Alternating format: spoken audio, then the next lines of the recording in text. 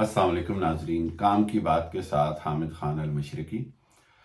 नाजरीन, आज का जो मेरा प्रोग्राम है उसके अंदर बड़े दिली दुख के साथ मैं ये प्रोग्राम कर रहा हूँ और इंतहाई परेशानी के साथ।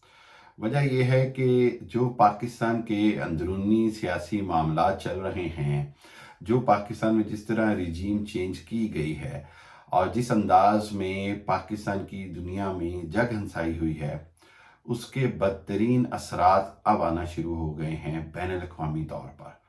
और इन बैनुल-अक़वामी तौर पर आए हुए असरात की शायद कीमत पाकिस्तान की आइंदा आने वाली नस्लों को अदा करनी पड़े। जी हाँ, पिछले 7-8 दिनों में जो 2-3 बड़ी डेवलपमेंट्स हुई हैं, उन्होंने इंतहाई परेशान करके रख दिया पाकिस्तान के अरबाब इख्तियार और न्यूट्रल्स और हुकूमत, सबकी आंखें खोल देने के लिए काफ़ी है। जी हाँ, एक आज अगर सूरत हाल देखें तो हमने देखा कि इंडिया ने खुल्लम खुला ये ऐलान कर दिया है कि जी अगले साल होने वाली G20 सरबराह कॉन्फ्रेंस, यानी दुनिया के 20 अजीम तरीन मुल्कों की, ताकतवर तरीन मुल्कों की जो सरबराह कॉन्फ्रेंस है अगले साल, वो इंडिया में हो रही है। और इंडिया G20 का अगले साल से यानी 2023 से सरबराह बनने जा रहा है।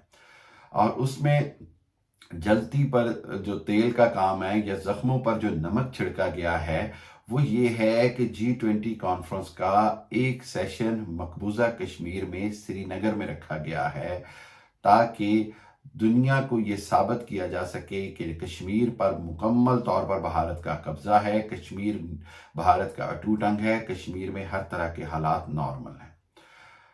और बदकिस्मती तो ये है कि पाकिस्तान का जो वजारत ख़ारजा है, वो सोई पड़ी है।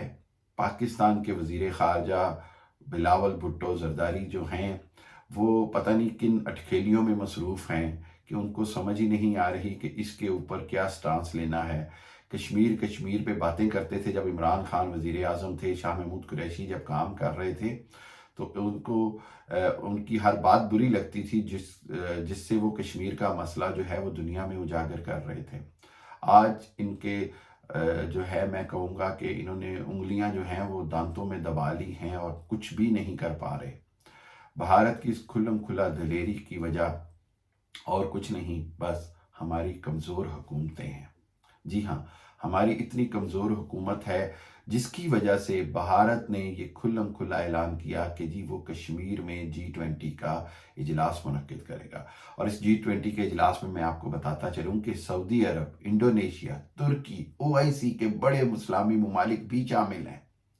जी, ऐसे नहीं, मलेशिया, ऐसे नहीं कि ये सिर्फ कोई अमेरिका या बरतानिया या फ्रांस और जर्मनी के जैसे ममालिक होंगे, बल्कि मुसलमान ममालिक भी शामिल हैं। इंतहाई शर्म, परेशानी और बदकिस्मती की बात है। अच्छा, ये तो अगले साल की बात है। अब जो इंतहाई तकलीफ दह बात जो पिछले हफ्ते हुई है, जिसने मैं समझता हूँ कि मुझे इतना दुखी कर दिया, मेरी नींदें उड़ा के रख दी। और अगर मैं आपको बताऊँ और अगर आपको समझ आ जाए तो मेरा ख्याल है कि इस वक्त पूरी पाकिस्तानी कौम के लिए ये परेशानी, नदामत और बल्कि मैं सच कहूँ तो रोने का मुकाम है। जी हाँ, वो ये है कि पिछले दिनों चाइना में, शंघाई में जो ब्रिक्स कॉन्फ्रेंस हुई है, जो ब्रिक्स एक इदारा बनाया गया, ब्राज़ील, रशिया, इंडिया, चाइना और जो है उसके साथ मिलकर साउथ अफ्रीका के साथ, इस इदारे का, इस ऑर्गेनाइजेशन का मकसद अमेरिका के खिलाफ साउथ एशिया और इन बड़ी बड़ी ताकतों का ममालिक, पूरी दुनिया के जो बड़े ताकतवर ममालिक हैं, उनका अमेरिका से मुकाबला करने के लिए एक तंजीम बनाना। ब्रिक्स के इजलास इन्हीं ममालिक में होते हैं, लेकिन इस बार ये इजलास चाइना में हुआ और पाकिस्तान को चाइना ने बतौर मुबस्सर तक भी इसमें शामिल नहीं किया, जबकि भूटान और मालदीव और छोटे छोटे 10 ममालिक इसमें बतौर मुबस्सर शामिल थे। यानी भूटान जैसा मुल्क जो दुनिया के आलमी नक्शे पर नुक्ते से ज्यादा नजर नहीं आता, इंडिया को खुश करने के लिए उसको इसमें बतौर मुबस्सर शामिल किया गया। और ब्रिक्स के इजलास में चाइना ने पाकिस्तान को ना ही मदऊ किया, ना ही पाकिस्तान को इजाज़त दी कि वो उसमें बतौर मुबस्सर भी शरीक हो सके, ऑब्जर्वर के तौर पर। تاکہ کل کو پاکستان اگر رکن بننا چاہے تو پاکستان کے لیے کوئی راستہ ہموار ہو۔ جی ہاں، انڈیا نے پاکستان کو خطے میں نہ صرف دیوار سے لگانے میں کامیاب ہو گیا ہے، بلکہ آئندہ آنے والے دنوں میں میں سمجھتا ہوں کہ اس برکس کے اجلاس میں پاکستان کی شمولیت نہ ہونا، چائنا میں ہونے والے اجلاس میں، اس سے پاکستان کی اس 70 سالہ دوستی کو پانی پھیرتے نظر آ رہی ہے یہ حکومت۔ اس حکومت نے، نئی حکومت نے کچھ بھی نہیں کیا، اور پاکستان آج خطے میں تنہائی کا شکار ہو رہا ہے۔ اس کی بنیادی وجہ یہ ہے کہ چائنا نے یہ دیکھا کہ جی پاکستان میں جو حکومت آئی ہے یہ کس انداز میں آئی ہے، ان لوگوں کے اوپر مقدمات چل رہے ہیں، وہ لوگ مجرموں ملزموں کے ساتھ اتحاد نہیں کرتے، ان کے ساتھ بات چیت نہیں کرتے۔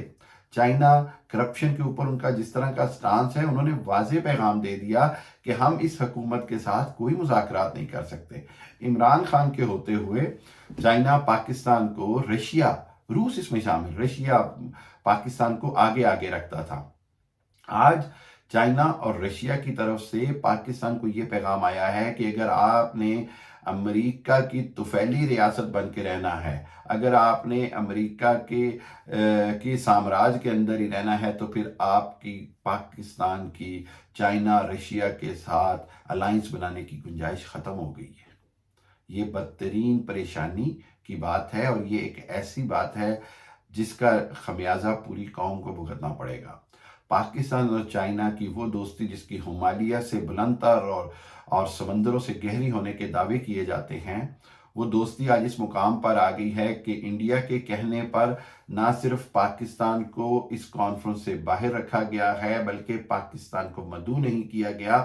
اور آئندہ آنے والے دنوں میں جس انداز میں تمام سربراہان مملکت نے چائے کا کپ ہاتھ میں لے کر اور لہرا کر تصویر کھنچوائی ہے، اس کے اندر پاکستان کے لیے پیغام ہے کہ ایک فینٹاسٹک ٹی آپ نے پلائی، اس وقت آپ کا ٹائم تھا۔